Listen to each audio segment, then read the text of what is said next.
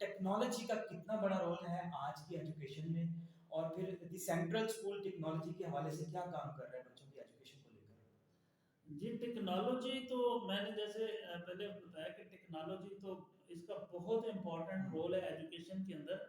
आप ये देखें कि जैसे-जैसे वक़्त बदल रहा है और मेरा ये ख़्याल है कि आने वाले 5 से 10 सालों के अंदर बहुत ज़्यादा तब्दीलियाँ हो जाएँगी एजुकेशन के अंदर। ये कॉपी पेंसिल की और ये तालीम शायद ऑब्सोलीट हो जाए। और अब उसमें ये है कि आप अगर देखें तो हम थोड़ा-सा मैं आपको पीछे लेके चलता हूँ कि एक वक़्त था कि जब आप बैंक से पैसे लेते थे, तो 1 बजे तक आपको वहाँ से आप रकम विथड्रॉ करवा सकते थे, उसके बाद नहीं। तो आपको 24/7 एक सर्विस अवेलेबल है एटीएम के नाम से। तो आप जब मर्ज़ी वहाँ से जाके अपनी पेमेंट ले सकते हैं। उसमें क्या है, टोटल टेक्नोलॉजी इंडक्शन है, आप एक रोबोटिक्स है। तो आप वहाँ पे अब ना किसी ह्यूमन रिसोर्स की आपको ज़रूरत है, 24/7 वो मशीन काम कर रही है।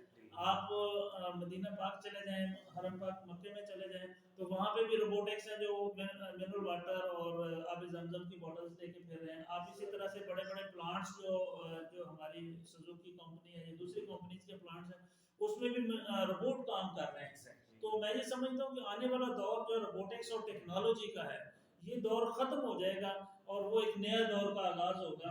तो हमें, बल्कि दुनिया में तो हो चुका, हम बहुत पीछे हैं, तो बल्कि हमें ये सोचना होगा कि क्या हम उस दौड़ में शामिल हैं।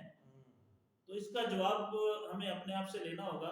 तो इसी तरह से हम भी कोशिश कर रहे हैं कि सेंट्रल स्कूल के अंदर वो तमाम टेक्नोलॉजी इंडक्शन की कोशिश की जाए कि वो जो आने वाले वक्त की जरूरत है उसी को अभी से हम अडॉप्ट कर लें। इसमें कोई शक नहीं है कि सेंट्रल स्कूल का मैं कुछ ब्रांचेस का विजिट कर चुका हूँ, और ये इंतहाई लेटेस्ट टेक्नोलॉजी से लेस इदारा जिसको कहूँगा मैं, कि बच्चों के लिए मल्टीमीडिया प्रोजेक्ट्स, एलईडीज और इस तरह के वीडियोस, कार्टून्स, और इस तरह से एक टाइम होता था जब हम स्लेट और तख्ती पे बात करते थे, तो आज टुकड़ा टुकड़ा कर करके किस्मत चुनता जा।